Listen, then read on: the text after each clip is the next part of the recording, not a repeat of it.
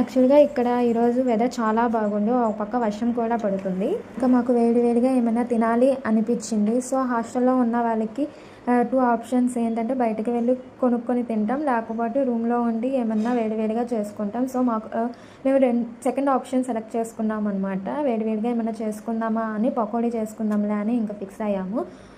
ఇంకా పకోడీ ఎలా చేసుకోవాలో చూసేద్దాం రండి ఫ్రెండ్స్. యాక్చువల్‌గా ఇక్కడ పకోడీ ఎలా తయారు చేయాలో కూడా ఎవరికీ ఏమీ తెలీదు.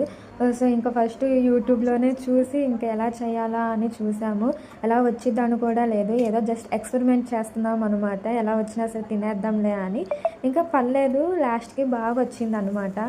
ఏం లేదు ఫ్రెండ్స్, ఫస్ట్ శనగపిండి అండ్ ఆనియన్స్ కట్ చేసుకోండి.